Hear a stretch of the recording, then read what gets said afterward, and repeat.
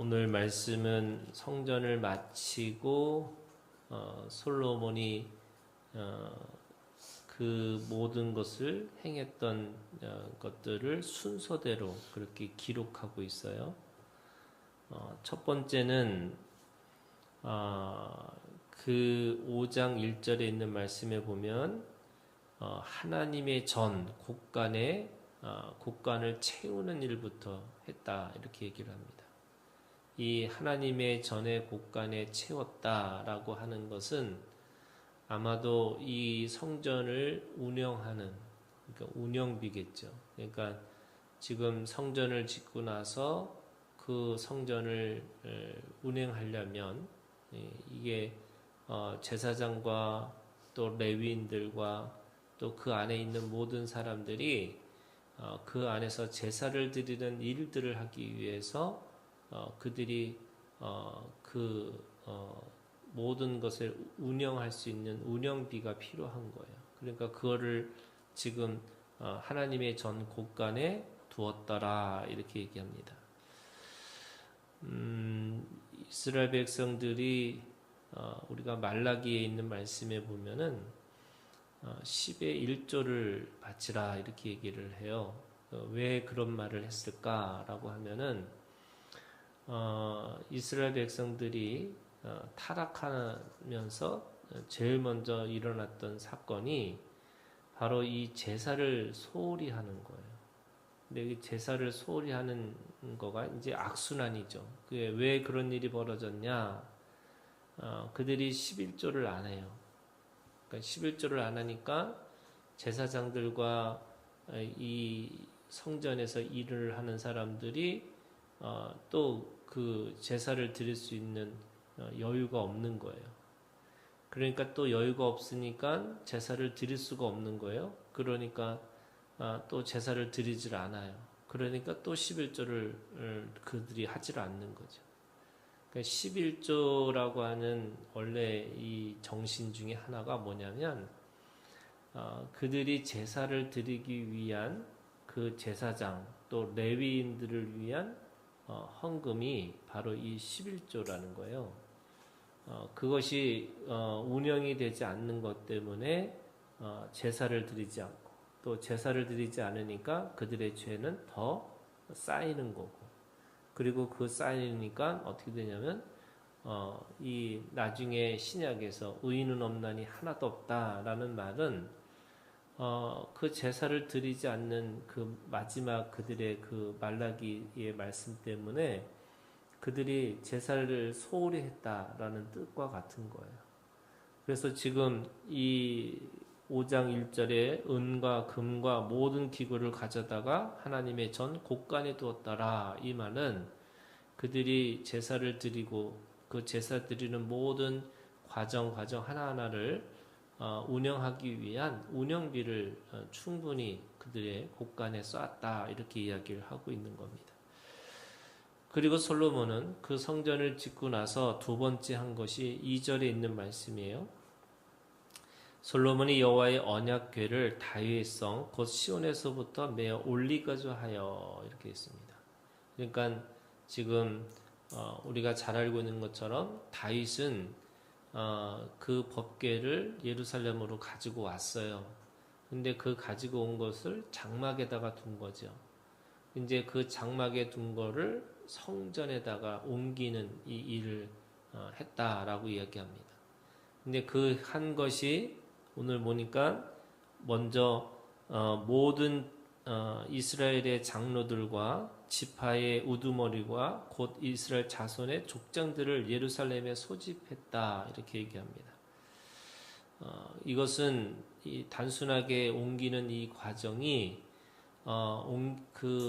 법궤를 옮긴다라는 것으로만 있는 것이 아니라 바로 모든 이스라엘의 신앙의 본질이라고 얘기하는 거죠. 예수님 당시에 이 바리새인과 사두개인들이 가지고 있는 아주 중요한 신앙의 본질이 뭐냐면 바로 이 성전 신앙이에요. 근데 이 성전 신앙이라고 하는 것은 이 성전 안에 바로 그 이스라엘의 모든 이 민족의 정신이 그 안에 있다라고 얘기하는 거죠. 그래서 이 처음부터 이 애굽에서 가나안으로 들어갈 때에 모세에게 하나님께서 이 성전, 이 성막을 만드시고 그리고 그 만드시면서 이 그들이 이동하는 모든 과정이 바로 이 법궤를 중심으로 움직이게 하신 거예요. 그래서 우리가 잘 알고 있는 것처럼 이 모세 오경에 뭐 민수기든 뭐 레위기든 또 신명기든 이것이 모든 이 말씀 속에 바로 이 법계 중심의 그들의 사고가 그 안에 있는 거죠. 그러니까 이스라엘에서 가장 중요한 것이 뭐냐? 바로 이 법계인 거예요. 그리고 그 법계 안에 지금 이 법계가 성전 안에 있기 때문에 그들에게서 성전 신앙이라고 하는 것은 바로 이 법궤의 신앙이 있는 거고, 그리고 이 법궤라고 하는 것은 그들을 이스라엘 민족이 12족속으로서 하나로 묶어주는, 이게 공동체로서 역할을, 공동체가 하나라고 하는 그 개념을 심어주는 게 바로 이 법궤라고 이야기하고 있는 겁니다. 그래서 모든 이스라엘의 장로들, 그 우두머리들을 다 모아서 예루살렘으로 소집했다라고 이야기하고 있고요. 그리고 4절에 있는 말씀에 보면 이스라엘 장로들이 이름에 레위 사람들이 궤를 매니라 이렇게 합니다.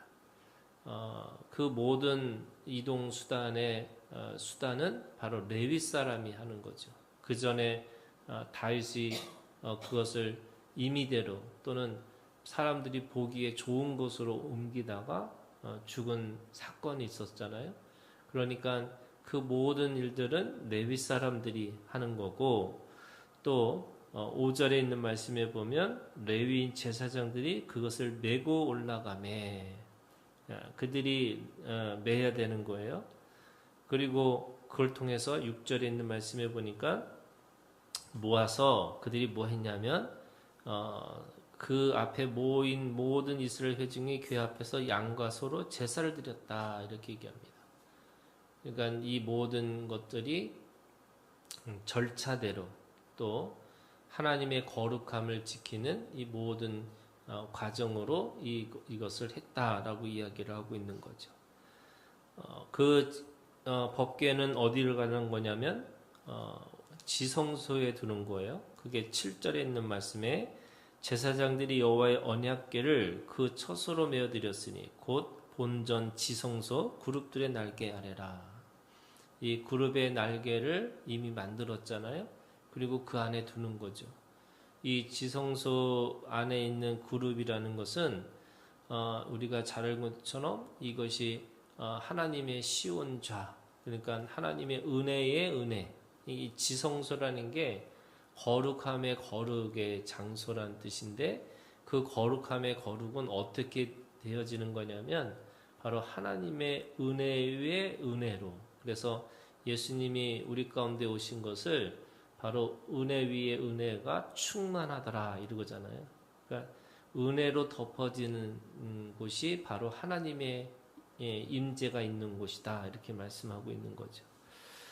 10절에 있는 말씀에 보면 궤 안에는 두 돌판 외에 아무것도 없으니 이렇게 돼 있어요. 원래는 만나의 항아리가 있어야 되고 또 아론의 쌍난 지팡이가 있어야 되는데, 아마도 지금 이 옮기는 이 과정 이 속에서 다윗의 시대도 있었고요. 40년이 있었어요. 그리고 이 법궤가 모든 이 이동의 과정에서 그것이 아마 없어지지 않았을까라고 사람들이 추측하는 거죠. 그럼에도 불구하고 이 법궤라고 하는 것 속에 두 돌판이라는 것은 결국에는 우리가 지켜야 되는 것이 뭐냐면 바로 이 말씀이라는 거죠. 그래서 유대교에서 아무리 우리가 가지고 있는 기독교라고 하는 신앙의 이 모든 핵심이 뭐냐면, 구약과 신약에서 핵심이 뭐냐면 바로 말씀이라는 거예요. 그래서 우리가 믿는 이 믿음의 핵심이 뭐냐면 이 말씀 신앙인 거죠. 그래서 성전이 건물로서 있는 게 아니고 그 성전 안에 있는 지성소, 은혜의 충만한 그곳에 그 법궤 안에 있는 말씀, 결국 하나님이 오늘 우리 가운데 임하시고 또 그 임하신 것을 속에서 진정한 은혜를 베푸시기 위해서 하신 것은 말씀이었고, 그 말씀이 눈으로 보고 귀로 듣고 손으로 만짐받아지는 말씀으로 오신 것이 바로 예수 그리스도고, 그리고 그 예수 그리스도를 통해서 믿음으로 말미암아 우리가 이제 몸의 성전으로 살아간다는 것은 결국에는 그 몸의 성전이 우리가 말씀이 육신화되는 과정인 거예요. 그래서 이 지성소 안에, 그리고 그 법궤 안에, 또 그 두 돌판 안에 결국에는 이 말씀이 우리 가운데 하나님의 뜻과 소원과 목적을 이루고 살아가는 우리의 삶이 그 안에 있어야 되는 거죠. 그것이 오늘 우리에게 주시는 이 언약의 두 돌판 외에 아무것도 없다라고 하는 말씀의 의미라고 할 수 있습니다. 11절부터 14절에는 그 속에서 찬양을 하는 거예요. 12절에 보니까 노래하는 레위 사람, 그리고 그 제단 동쪽에 서서 재금과 비파와 수금을 잡고 또 나팔 부는 제사장, 그리고 13절에 보면 나팔 부는 자와 노래하는 자들이, 그들이 그 앞에서 했던 모든 것들은 뭐냐면 바로 찬양하고 또 예배자가 되는 거예요. 그 찬양하고 예배자의 고백이 13절에 있는 말씀에 보면 소리를 높여 여호와를 찬송하여 이르되 선하시도다, 그의 자비하심이 영원히 있도다. 그것이 바로 그들의 진정한 예배자의 고백이 뭐냐? 하나님의 선하심과 그의 자비하심이 영원히 있도다라고 얘기하는 겁니다. 근데 이 선하다라는 말이 뭐냐면 바로 하나님의 뜻과 소원과 목적에는 어긋남이 없어요. 그게 선하심이에요. 그리고 그걸 통해서 하나님의 영원한 사랑을 베푸시는 것이 하나님의 뜻과 소원과 목적 안에 있다라고 하는 거죠. 그래서 우리가 그 요한계시록에 있는 말씀에 보면 마지막에 결국 우리가 영원히 산다라고 하는 것이 뭐냐면 하나님 앞에서 예배자가 되고 찬양하는 자가 된다는 거잖아요. 근데 그 찬양하고 노래하는 내용이 뭐냐면 바로 선하시고 하나님의 자비하심이 영원히 있도다라고 하는 이 고백이에요. 근데 이 고백이라는 게 우리가 당연히 하나님의 뜻과 소원과 목적은 어긋남이 없는 거고, 또 그 안에 하나님의 영원한 사랑이 있다라고 하는 이 고백이 가장 쉬운 거지만 가장 어려운 거예요. 왜냐하면 바로 그 노래가 어린 양의 노래이기 때문에 그런 거예요. 이 어린 양의 노래라는 게 어떤 거냐면요, 세상에서는 죽임을 당하는 거예요. 이게 죽임을 당한 어린 양의 노래인 거예요. 세상에서는 그것이 실패하는 것처럼 보이고, 세상에서는 그것이 죽는 것처럼 보이고, 또 흠모할 만한 것들이 아무것도 없는 거고, 또 그 안에는 세상에서 말하는 권력도 없고 또 능력도 없어 보이는 거예요. 그런데 바로 그 어린 양, 죽임당한 어린 양이 진정한 우리의 그 진정한 하나님의 이 진리고, 또 그 하나님의 진리가 아주 당연하게 그것이 맞다라고 고백하고 있는 것이 바로 찬양의 내용이에요. 그래서 우리가 어린 양의 이 죽음당한 어린 양을 옳다고 말하는 것이 바로 이 선하시고 그의 자비하심이 영원히 있도다라고 하는 이 고백과 같은 거죠. 이 고백이 바로 우리가 가지고 있는 신앙의 핵심이에요. 다른 것이 옳은 게 아니고 이 죽임당한 어린 양이 우리에게 맞다고, 그것이 진리라고, 그것이 생명이라고 이렇게 고백하고 있는 노래를 우리가 불러야 되는 거죠. 여기에서 그러면서 나타나는 가장 중요한 것 중에 하나가 구름이 이렇게 돼 있어요. 이 14절에 제사장들이 그 구름으로 말미암아 능히 서서 섬기지 못하였으니 이는 여호와의 영광이 하나님의 전에 가득함이었더라. 하나님의 영광, 이게 그 성전의 구름으로 상징으로 나타나는 거예요. 그래서 이 구름이라고 하는 것은 바로 영광을 이야기하는 거죠. 그리고 말씀이 그 안에 하나님의 임재를 얘기하는 거예요. 그래서 성전의 신앙은 바로 하나님의 영광과 하나님의 임재를 얘기하는 거예요. 예루살렘이 왜 하나님의 영광과 임재냐? 거기에 성전이 있기 때문에 그런 거죠. 그리고 그 성전이 그 안에 뭐가 있냐면 바로 법궤 안에 이 돌판이 있는 말씀이 있는 거고요. 그리고 그 말씀 안에 또 이 구름이 가득하다는 거예요. 거기에 하나님의 영광이 그 안에 있다는 거죠.